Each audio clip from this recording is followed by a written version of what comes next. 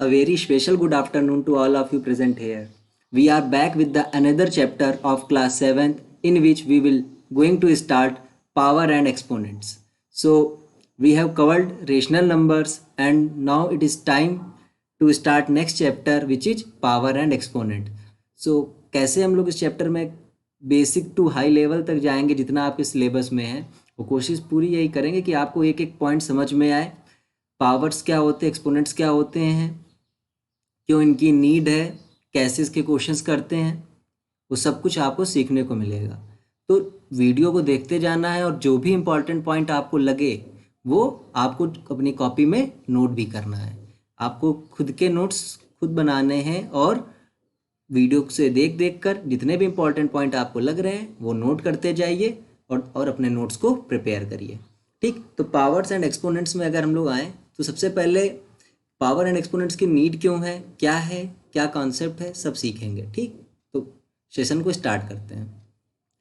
तो सबसे पहले अगर हम लोग देखें तो जैसे सपोज हमने आपसे बोला कि 4 मल्टीप्लाई बाई 4 करिए, तो 4 मल्टीप्लाई बाई 4 आपने किया एक बार, देन अगेन हमने आपसे बोला 4 मल्टीप्लाई बाई 4। सो इस तरीके से हम आपसे बोलते जाते। तो एक बार हमने बोला 4 मल्टीप्लाई बाई 4 मल्टीप्लाई बाई 4, आपने 3 टाइम्स लिख दिया। फिर देन हमने और कहा कि 4 multiply by 4 multiply by 4 multiply by 4 multiply by 4, आपने इस बार भी लिख लिया। देन अगेन इतने सारे फोर्स को हमने अगर मल्टीप्लाई करने के लिए बोल दिया आपसे, तो आप कितने फोर्स यहाँ पे लिखें, 3, 3 6, 3 9, एक 10, तो 10 टाइम्स आपको 4 लिखने पड़ेंगे। जब आपने 10 टाइम्स 4 लिखे तो आपको टाइम भी लगा, और बाय चांस अगर कोई भी 4 आपका मिस हो गया देन वैल्यू भी चेंज हो जाएगी, है ना। सपोज आप कोई क्वेश्चन सॉल्व कर रहे हैं और उसमें आपको कई बार 4 को लिखना है, या कोई भी ऐसा नंबर है जिसे आपको सो मैनी टाइम्स आपको राइट करना है, तो अगर आप कई बार लिखते हैं उसको, तो अगर आप कोई भी नंबर लिख रहे हैं और आप कोई कैलकुलेशन करते जा रहे हो, इतने बड़े बड़े टर्म्स को आपको कई बार लिखना पड़ रहा है, तो ये आपके लिए बड़ा कॉम्प्लेक्स हो जाता है कि आप इतने टर्म्स को बार बार लिख रहे हैं। कोई एक ऐसा शॉर्टेस्ट फॉर्म होना चाहिए जिसके थ्रू हम लोग ईजिली इस नंबर को लिख पाएँ। ठीक, अगर हम लोग बड़ी बड़ी जैसे यहाँ पे हमने लिखा 10, फिर लिखा 100, फिर 1000 या 1 लाख लिख रहे हैं हम, चलिए 4 5 6, ये तो 10 लाख हो गया। ठीक है, चलिए अगर हम कर देते हैं तो यहाँ पे कितना हो जाएगा, तो जैसे हमने 1 लाख लिखा आपके पास, तो यहाँ पे जितने भी जीरोज हम लगा रहे हैं उन सबकी वैल्यूज का एक क्या है, महत्व है। क्यों? क्योंकि अगर हम एक भी जीरो कहीं गलती से भी हमसे कम हो गया देन वैल्यू कंप्लीटली चेंज हो जाएगी। ये 1 लाख लिखा हुआ अगर कहीं गलती से भी हमसे एक जीरो मिस हो गया तो ये वैल्यू क्या हो जाएगी, 10,000 हो जाएगी। तो ऐसे ही जब बड़े बड़े नंबर आ गए हमारे पास तो उनको लिखने में हमें बड़ी प्रॉब्लम होने लगी। लार्जेस्ट नंबर है उसको नोट करने में अगर कहीं पे भी गलती से एक डिजिट मिस हो गई देन उससे क्या होगा, आपका कैलकुलेशन क्या हो जाएगा, गलत आएगा, आपका आंसर जो होगा वो क्या हो जाएगा, रॉन्ग हो जाएगा। तो इसके बाद हम लोगों ने क्या किया, हमने कहा चलो ठीक है कोई बात नहीं है, 4 मल्टीप्लाई बाई 4 था, ये छोटा था, इसमें कोई प्रॉब्लम नहीं हुई। बट इतना बड़ा जब इतनी बार हमें जब 4 को मल्टीप्लाई करने के लिए लिखना पड़ा तो क्या हो गया, हमें कई बार काउंट भी करना पड़ा, कहीं हमारे 4 कम तो नहीं रह गई, कोई 4 मिस तो नहीं हो गया, इस तरीके की दिक्कतें आने लगी।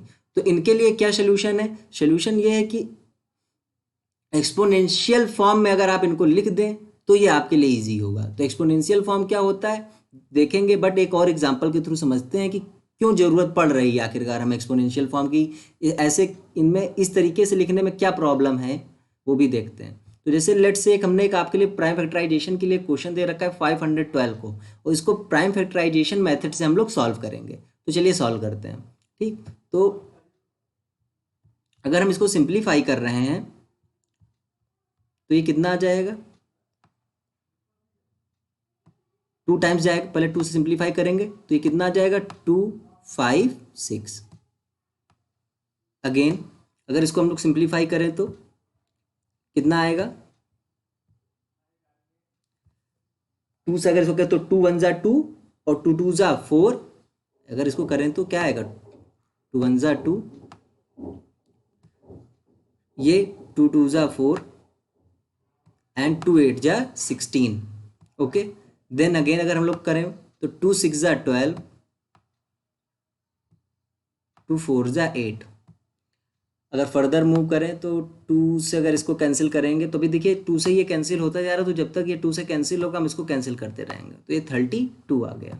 अगेन इसको कैंसिल किया, 2 1 ज़ा 2, ये एक इसके ऊपर कैरी आ गया, ये कितना हो गया, ये क्या आ जाएगा, 12 बन जाएगा। ठीक, 2 6 ज़ा 12, अगेन 2 8 ज़ा 16, फिर 2 4 ज़ा 8, 2 2 ज़ा 4 एंड 2 1 ज़ा 2। अब प्राइम फैक्टराइजेशन तो आपने कर लिया, बट आपके सामने प्रॉब्लम क्या है कि अब इसको लिखना भी है कि 512 में कितने टूज आ रहे हैं, तो हम ये भी लिखेंगे बैठ के। कैसे लिखना है, 512 इक्वल्स टू क्या आएगा, अब देखिए काउंट करना पड़ रहा है हमें, 1 2 3 4 5 6 7 8 9। अब 2 को हमें 9 टाइम्स लिखना है, तो पहली बात तो लिखने में भी समय लगेगा, अगर कहीं गलती से कोई 2 मिस हो गया तो भी आंसर रॉन्ग हो जाएगा, लिखने में भी टाइम लग रहा है। इसका मतलब ये कहीं ना कहीं जो हम ये लिखेंगे अगर 2 को 9 टाइम्स, तो ये हमारे लिए उतना कन्वीनियंट नहीं रहेगा जितना कन्वीनियंट होना चाहिए, क्योंकि हमें बस लिखना है 2 को 9 टाइम्स, बट उसको लिखने में भी तो टाइम लग रहा है। तो दिक्कत क्या आने लगी, जब इस तरीके से हम लोग लिखने लगे, इसको 9 टाइम्स हमने लिखा जब, तो पहली बात तो टाइम लगा। अब जैसे इसको हम लिख रहे हैं 4 टाइम्स लिखा है अभी हमने, देन फिर अगर हम कंटिन्यू फर्दर मूव करते रहें तो लिख तो देंगे हम लोग, बट ज़रूरत से ज़्यादा समय हम लोग क्वेश्चन को दे देंगे, क्योंकि इस क्वेश्चन को उतना समय भी नहीं देना है कि एक सिंपल से क्वेश्चन को लेकर आप बैठे हुए हैं और उसी को कर रहे हैं, सिंप्लीफाई कर रहे हैं, बड़े बड़े टर्म्स लिख रहे हैं। तो इससे बचने के लिए हम लोग क्या करेंगे, एक्सपोनेंशियल फॉर्म सीखेंगे। अब देखो यहाँ पे क्या हमने लिखा है, 2 × 2 × 2 × 2, ये हमने पहले से ही लिख के रखा है, ये 9 टाइम्स लिखे हुए हैं। ठीक है, 1 2 3 4 5 6 7 8 9। ठीक, तो इस तरीके से आप 2 लिखते तो आपको टाइम भी लगता। तो एक्सपोनेंशियल फॉर्म में अगर लिखना है तो कैसे लिखेंगे, अब सीखते हैं हम लोग। तो एक्सपोनेंशियल फॉर्म में अगर लिखना है, जैसे 4 है तो 4 × 4 × 4, तो इस 4 × 4 × 4 को कैसे लिखेंगे, अगर हमको एक्सपोनेंशियल फॉर्म में लिखना है तो यहाँ पे सबसे पहले मैं देखना है कौन सा नंबर है जो बार बार मल्टीप्लाई किया जा रहा है। तो आपने देखा कि 4 है, वो नंबर क्या है आपका, 4 है। ठीक, तो अगर 4 है तो सबसे पहले हमारा जो नंबर कई बार मल्टीप्लाई किया जा रहा है वो हमारा क्या हो जाएगा, एज ए बेस वर्क करेगा। ठीक, तो एज ए बेस हमारा यहाँ पे क्या हो जाएगा, 4। अब ये 4 कितनी बार मल्टीप्लाई किया गया है, how many times it is multiplied, तो 3 टाइम्स आपने इसको मल्टीप्लाई किया, तो 1 2 3, तो इस जितने टाइम्स मल्टीप्लाई करेंगे उसको आप एज उसकी पावर पे लिखेंगे। ठीक है, नेक्स्ट देखते हैं यहाँ पे 4 क्या है, 4 कितने, यहाँ पे कौन सा ऐसा नंबर है जो कई बार मल्टीप्लाई हो रहा है, तो आप बोलोगे 4 है। अब हम पूछेंगे कितनी बार मल्टीप्लाई हो रहा है, तो काउंट करिए, 1 2 3 4 5, यहाँ पे आपने 5 लिख दिया। ठीक, नेक्स्ट देखते हैं यहाँ पे, फिर से हमने देखा कि 4 ही है जो कई बार मल्टीप्लाई हो रहा है, तो हमारा बेस क्या बन जाएगा, 4 बन जाएगा। जिस नंबर का कई बार मल्टीप्लिकेशन हो रहा है खुद से, वही हमारा क्या होगा, बेस होगा। अब देखते हैं, तो 4 से मल्टीप्लाई करते हैं, तो कितने टाइम्स मल्टीप्लाई हुआ है, 1 2 3 4 5 6 7 8 9 10, 10 टाइम्स मल्टीप्लाई हुआ है। तो यहाँ पे 4 की पावर कितना हो जाएगा, 10। तो ये जो हम 4 की पावर 10 लिख रहे हैं, 4 की पावर 5 लिख रहे हैं, 4 की पावर 3 लिख रहे हैं, तो ये सभी जो भी हमने लिखे हैं यही क्या है, आपके एक्सपोनेंशियल फॉर्म है। ये जो नंबर 4 की पावर 3 लिखा हुआ है, यही क्या कहलाता है, आपका एक्सपोनेंशियल फॉर्म कहलाता है। ठीक है, तो एक्सपोनेंशियल फॉर्म तो लिखना आ गया, बट एक्सपोनेंशियल फॉर्म में जो नंबर लिखे इनके कुछ नेम भी हैं। जैसे 4 है तो 4 को हम लोग क्या कहते हैं, जो ऊपर पावर में 3 लिखा हुआ है उस 3 को हम लोग क्या कहते हैं, तो ये सारी बातें भी हम लोग सीखते हैं। चलिए, तो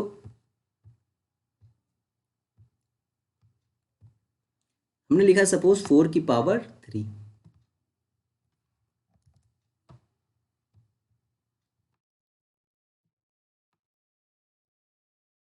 तो ये जो 4 लिखा है, ये जो 4 है, ये आपका क्या होगा, बेस हो, बेस, इसे हम लोग क्या बोलेंगे, ये जो 4 लिखा हुआ है इसे हम लोग क्या बोलते हैं, बेस बोलते हैं। ठीक है, तो ये आपका क्या है, बेस है। ठीक,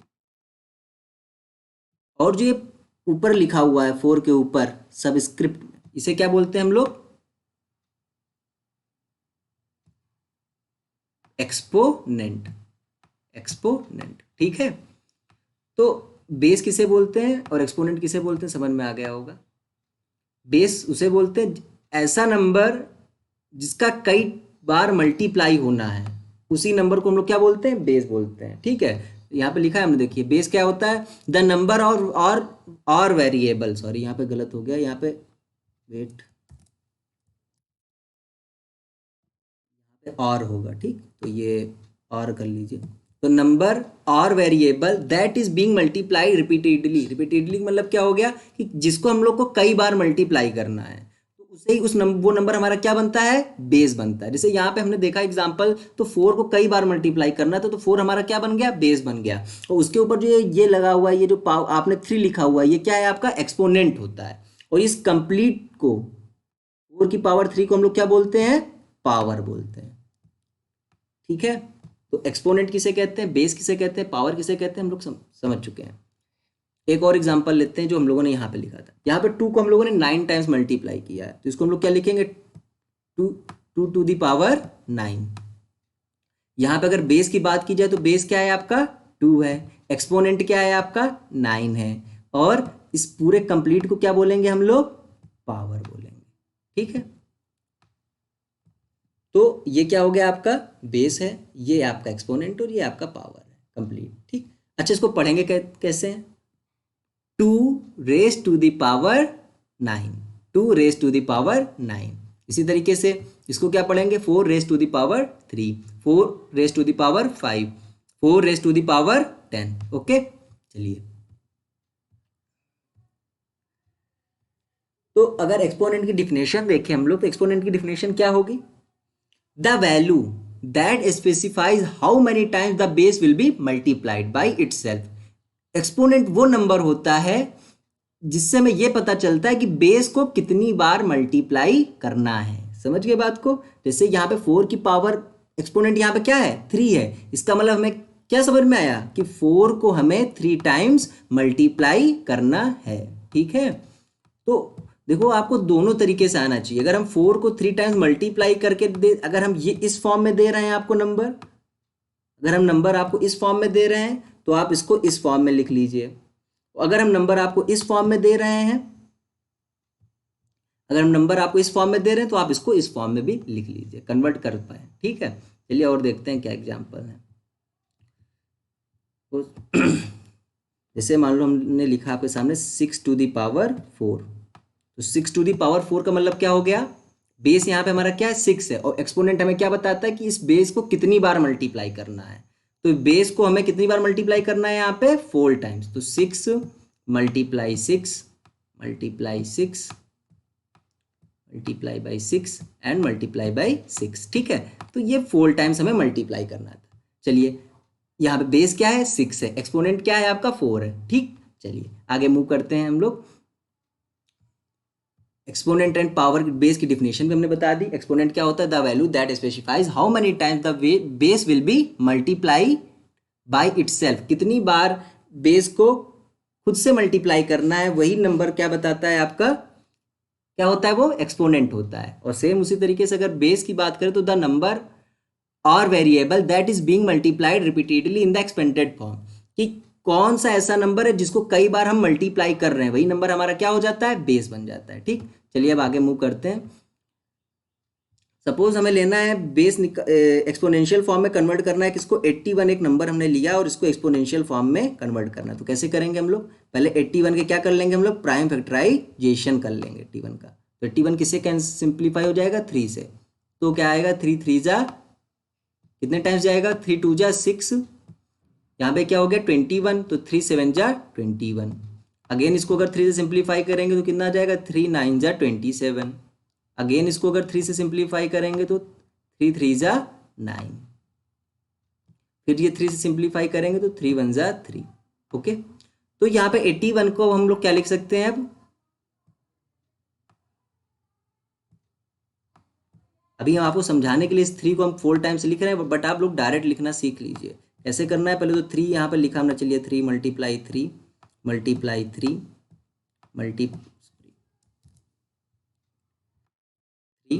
एंड मल्टीप्लाई बाई 3।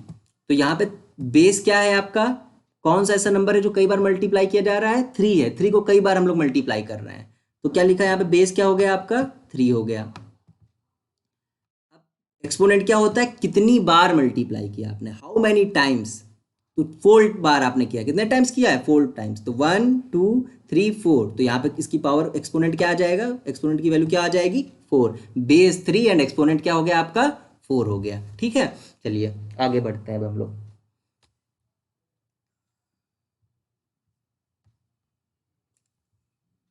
अगर हम लोग एक और एग्जांपल के थ्रू समझे, अगर मान लीजिए 64 का हमको निकालना है, ठीक, तो 64 किससे सिंप्लीफाई हो जाएगा, ये 2 से सिंप्लीफाई हो जाएगा कि नहीं हो जाएगा। तो अगर 2 से ये सिंप्लीफाई हो जाएगा तो इसको 2 से सिंप्लीफाई करते हैं, तो कितना आ जाएगा, 32। प्राइम फैक्टराइजेशन तो आप लोग को आता होगा, 2 1 जा 2, 2 6 जा 12, अगेन 2 8 जा 16, 2 4 जा 8, फिर 2 2 जा 4 एंड 2 1 जा 2। कैसे करेंगे, अब की बार हम लोग 64 को डायरेक्ट एक्सपोनेंशियल फॉर्म में ही लिखेंगे। कौन सा ऐसा नंबर है जो कई बार मल्टीप्लाई किया जा रहा है, तो आप बोलोगे 2 है, ठीक, 2 लिख दिया आपने। कितने टाइम्स मल्टीप्लाई किया है, 1 2 3 4 5 6, 6 टाइम्स मल्टीप्लाई करना, 6 टाइम मल्टीप्लाई किया गया तो एक्सपोनेंट की वैल्यू क्या हो जाएगी आपकी, 6 हो जाएगी। ठीक है, ओके, चलिए। तो आपने 64 का को एक्सपोनेंशियल फॉर्म में रिप्रेजेंट कर दिया। तो किसी भी नंबर को एक्सपोनेंशियल फॉर्म में रिप्रेजेंट करना है तो आप उसका प्राइम फैक्टराइजेशन कर निकाल लीजिए एंड देन उसको एक्सपोनेंशियल फॉर्म में रिप्रेजेंट कर दीजिए। जैसे एक और एग्जांपल अगर हम लोग ले लें जिसमें 2 नंबर आ जाएं, जैसे सपोज कौन सा एक देखा जाए, 56 नहीं, हाँ 56 ले लेते हैं। तो अगर 56 को आप सिंप्लीफाई कर रहे हो तो सिंप्लीफाई करिए, सबसे पहले किससे सिंप्लीफाई करेंगे, इसको 2 से। तो ये कितना आ जाएगा, 2 2 जा 4, 2 8 जा 16, अगेन 2 से इसको सिंप्लीफाई करेंगे तो कितना आ जाएगा, 2 1 जा 2, 2 4 जा 8, अगेन अगर इसको आप सिंप्लीफाई कर रहे हैं 2, अब 2 से तो कितना आ जाएगा, 2 7 जा 14, और फिर 7 1 जा 7। अब यहाँ पे देखिए, यहाँ पे तो 2 भी है और 7 भी है, तो कैसे करेंगे। अगर हम 56 को लिखना चाहे एक्सपोनेंशियल फॉर्म में तो पहले सबसे पहले यहाँ पे 2 नंबर्स दिख रहे हैं, तो 2 दिख रहा है, एक 7 दिख रहा है, तो 2 सबसे पहले 2 लिखा, और दूसरा नंबर क्या है हमारे पास, 7 है मल्टीप्लाई में, तो 7 लिखा हमने। अब हमें ये देखना है कितनी बार हमने इनको मल्टीप्लाई किया, तो 1 2 3, 2 को हमने कितनी बार मल्टीप्लाई किया है, 3 टाइम्स, तो 2 की पावर 3 हो जाएगा। 7 को कितने टाइम्स मल्टीप्लाई किया है हमने, 1 टाइम केवल किया है ना, तो 7 की पावर कितना हो जाएगा, 1 हो जाएगा। तो अगर 56 को एक्सपोनेंशियल फॉर्म में लिखना होगा तो हम लोग क्या लिखेंगे, 2 to the power 3 into 7 to the power 1। Okay, तो आई होप कि ये आपको समझ में आया होगा कि किसी भी नंबर को एक्सपोनेंशियल फॉर्म में कैसे लिखते हैं। ठीक, चलिए एक और एग्जाम्पल के थ्रू समझते हैं। अब की बार हम लोग एग्जाम्पल जो लेंगे वो किसका लेंगे, एक फ्रैक्शन का लेंगे। ठीक, चलिए, तो फ्रैक्शन का कैसे करना है, देखिए अभी हमने 64 को एक्सपोनेंशियल फॉर्म में चेंज किया, तो हमने इसको लिखा 2 टू द पावर 6। ठीक है, तो अगर सपोज हमने आपको एक नंबर दे दिया 64 अपॉन 81, और इसको हमने बोला कि आप एक्सपोनेंशियल फॉर्म में रिप्रेजेंट करिए। कैसे करेंगे हम लोग, देखो एक्सपोनेंशियल फॉर्म में रिप्रेजेंट करने का मतलब क्या हो गया कि आप 64 के प्राइम फैक्टराइजेशन कर लीजिए, ठीक, एंड 81 के प्राइम फैक्टराइजेशन कर लीजिए। तो अगर हम 64 का प्राइम फैक्टराइजेशन देखें तो अभी हमने किया था, क्या आया था, 2 की पावर 6 आई थी, तो इसको हम लोग क्या लिख सकते हैं, सिंप्लीफाई करने के बाद हमारा आंसर क्या आएगा, यहाँ पे 2 की पावर 6 आ जाएगा। अगर हम लोग 81 को देखें तो 81 को हम लोग क्या लिख सकते हैं, 3 की पावर, अभी हम लोगों ने 81 का भी तो किया था ना, 3 की पावर 4, तो 3 की पावर 4 लिख सकते हैं। ये क्या आ जाएगा, 3 की पावर 4 आ जाएगा। ओके, तो अगर आपको अगर किसी फ्रैक्शन को एक्सपोनेंशियल फॉर्म में प्रेजेंट करना है तो आप ऐसे कर सकते हैं। ठीक, लेट्स से यहाँ पे एक और एग्जांपल के अगर देखा जाए तो 64 ले लिया हमने यहाँ पे, और दूसरा और ले लिया कौन सा, यहाँ पे आ जाएगा आपका 243। तो 64 को तो अभी अभी हम लोगों ने देखा कि इसको हम लोग क्या लिख सकते हैं, 2 की पावर 6 लिख सकते हैं। बट 243 को अगर हम लोग सिंप्लीफाई करेंगे तो इसको आप लोग जब भी इसका प्राइम फैक्टराइजेशन से इसका वो निकालोगे तो ये 3 की पावर कितने की वैल्यू आएगी आपको, 3 की पावर 5 की वैल्यू आएगी। ठीक है, तो 3 की पावर कितना आ जाएगा, 5 आएगा। बट हम ठीक, तो यहाँ पे 3 की पावर कितना आ जाएगा, 5 आ जाएगा। तो ये देखिए, तो किसी भी फ्रैक्शन को अगर आपको किसमें लिखना है, एक्सपोनेंशियल फॉर्म में लिखना है, तो आप लोग ऐसे लिख सकते हो। जस्ट इसका रिवर्स भी आपको आना चाहिए। अगर हमने लिख दिया 2 की पावर 4 अपॉन 3 की पावर 2, और इसे हमने बोला कि एक्सपोनेंशियल फॉर्म में है ये, इसको नंबर्स में, ये फ्रैक्शन में कन्वर्ट करिए। तो कैसे करेंगे, या नंबर्स में, वोल नंबर्स में कन्वर्ट करिए, या सिंपलेस्ट फॉर्म में इसको रिप्रेजेंट करना है। ठीक है, ये एक्सपोनेंशियल फॉर्म, इसको सिंपलेस्ट फॉर्म में रिप्रेजेंट करना है। तो कैसे करोगे, 2 की पावर 4 का मतलब क्या हो गया कि 2 का 4 टाइम्स मल्टीप्लाई हुआ है, तो 2 multiply 2 multiply 2 multiply by 2 multiply by 2। Okay, इसी तरीके से अगर 3 को देखा जाए तो 3 के ऊपर कितनी पावर लगी हुई है, 2 पावर लगी हुई है ना, तो 3 का कितने टाइम्स मल्टीप्लाई करना है, ये एक्सपोनेंट है, ये बताता है। एक्सपोनेंट क्या बताता है कि हमें नंबर का कितनी बार मल्टीप्लाई करना है। ठीक है, तो 3 मल्टीप्लाई बाई 3। ठीक है, अब ये कितना आ जाएगा, 2 2 ज़ा 4, 4 2 ज़ा 8, 8 2 ज़ा 16, तो ये कितना आ गया, 16 अपॉन 9। तो 16 अपॉन 9 आपका आंसर आ गया। ठीक है, ओके, चलिए, आई होप कि ये आपको समझ में आया होगा। तो एक सेकंड, खुद को हम साइड कर लेते हैं। चलिए, तो देखिए, आप, आई होप कि हमने पूरी कोशिश की कि आप किसी भी नंबर को एक्सपोनेंशियल फॉर्म में, एंड एक्सपोनेंशियल फॉर्म में अगर कोई नंबर है तो उसको आप सिंपलेस्ट फॉर्म में रिप्रेजेंट कर पाए। ठीक है, अच्छा, और एक अब लास्ट पॉइंट एक रह गया है हमारे पास आपको सिखाने के लिए, वो भी इम्पॉर्टेंट है। क्यों, क्योंकि अगर बेस आपका नेगेटिव होगा तो आप जब वैल्यू एक्सपोनेंशियल फॉर्म को जब सिंपलेस्ट फॉर्म में कन्वर्ट कर रहे होंगे तो क्या साइन आएगा, क्या सिंबल आएगा, वो हम लोग अब सीखेंगे। ठीक है, तो अब हम लोग लास्ट पॉइंट एक और सीख लेते हैं इस वीडियो में, उसके बाद ये वीडियो ओवर हो जाएगा। और तो देखते हैं क्या है।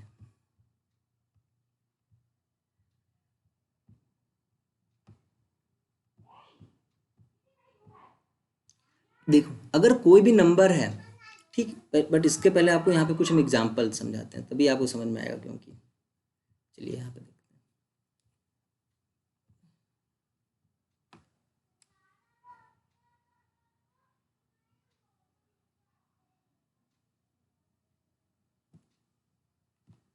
जैसे हमने लिखा माइनस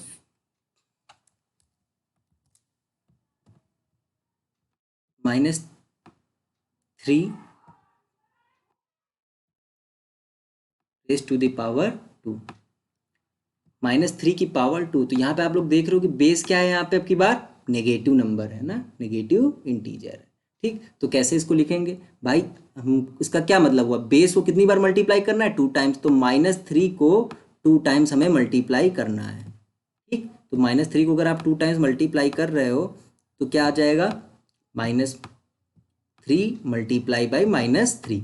अब नेक्स्ट इसमें क्या करना है, अब -3 का आपने -3 से तो मल्टीप्लाई कर दिया, तो माइनस माइनस क्या हो जाएगा आपका, प्लस हो जाएगा, और 3 3 का क्या हो गया, 9 हो गया। ठीक है, कोई बात नहीं। अगेन हमने एक आपके सामने नंबर लिखा -3 की पावर 3। अगर -3 की पावर 3 करना है तो आप कैसे करोगे, इसका मतलब क्या हो गया, -3 को कितने टाइम्स कितने टाइम्स मल्टीप्लाई करना है, 3 टाइम्स मल्टीप्लाई करना है। तो करते हैं, तो -3 मल्टीप्लाई -3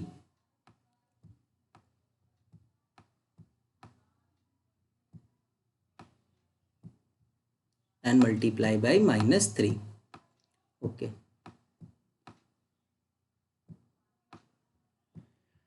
अच्छा तो यहाँ पे क्या आ जाएगा, माइनस माइनस प्लस हो गया। सबसे पहले सिंबल भी आपका करेक्ट होना चाहिए ना आंसर में, तो minus minus plus and plus minus minus, तो माइनस का कितना आ जाएगा। अब जो भी आंसर आएगा वो हमारा नेगेटिव में आएगा, कैसे पता चला, माइनस माइनस क्या हो गया, प्लस हो गया, और प्लस का माइनस से मल्टीप्लाई करेंगे देन माइनस आ जाएगा। और 3 3 ज़ा 9 और 9 3 ज़ा 27, तो यहाँ पे कितना आ जाएगा, -3 की 3 रेज टू दी पावर 3 की वैल्यू कितनी आ जाएगी, 27। ठीक है, 3 3 ज़ा 9 और 9 3 ज़ा 27। ओके, तो ये तो समझ में आ गया क्योंकि यहाँ पे छोटे नंबर्स थे, आपने -3 की पावर 3 किया, आपको पता चल गया कि कौन सा सिंबल आ रहा है। बट अगर हम आपसे क्वेश्चन पूछ लें कि -3 की पावर 17 है, -3 की पावर 17 या कोई भी नंबर है जिसकी पावर हमें बहुत ही जिसका जो एक्सपोनेंट है काफ़ी एक बड़ा नंबर है, -2 की पावर मान लीजिए हमने आपसे पूछ लिया 29, इसमें जो आंसर आएगा उसमें कौन सा सिंबल प्रेजेंट होगा, तो या तो फिर आप -2 को 29 टाइम्स लिखिए, देन उसके बाद आप सिंबल देखिए कि कौन सा सिंबल आएगा, या तो फिर आप ऑब्जर्व करिए कि क्या होता है, आखिरकार कौन सी सिचुएशन बनती है, किस वजह से सिंबल प्लस आ रहा है और किस वजह से सिंबल माइनस आ रहा है। देखो, जब भी कोई भी नेगेटिव बेस है, अगर उसका एक्सपोनेंट अगर कोई इवन नंबर है, उसका एक्सपोनेंट कैसा है, अगर इवन नंबर है, किसी भी नेगेटिव बेस का अगर एक्सपोनेंट इवन नंबर है तो उसका आंसर हमेशा क्या आएगा, प्लस में आएगा। समझ में आई बात।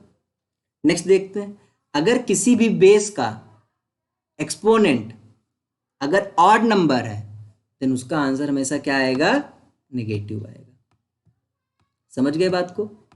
अगर हमने आपसे बोला -8 की पावर 3 है, इसको आप सिंप्लीफाई करिए, ठीक, तो आंसर आपका क्या आएगा, प्लस में आएगा कि माइनस में आएगा। तो आपने कहा कि सबसे पहले हमने देखा कि यहाँ पे बेस क्या है, नेगेटिव है, बेस नेगेटिव है, जैसे ही बेस नेगेटिव है तुरंत हम उसकी क्या देखेंगे, एक्सपोनेंट देखेंगे। एक्सपोनेंट कैसा है आपका, ऑड नंबर है, तो अगर एक्सपोनेंट ऑड नंबर होगा आपका देन उससे क्या पता चलेगा आपको, अगर एक्सपोनेंट ऑड होता है तो आंसर क्या आता है हमारा, माइनस में आता है। अभी हमने बताया ना कि अगर एक्सपोनेंट ऑड है तो आंसर क्या आएगा आपका, माइनस में आएगा। ठीक है, तो इस चीज को हमने लिख रखा है आपके लिए। देखो, अगर कोई भी नेगेटिव बेस है, अगर उसकी पावर क्या है, इवन है, तो आंसर हमेशा क्या आएगा आपका, पॉजिटिव आएगा। अगर कोई भी नेगेटिव बेस है, ठीक है, अगर उसकी पावर ऑड है तो आंसर आपका क्या आएगा, हमेशा नेगेटिव आएगा।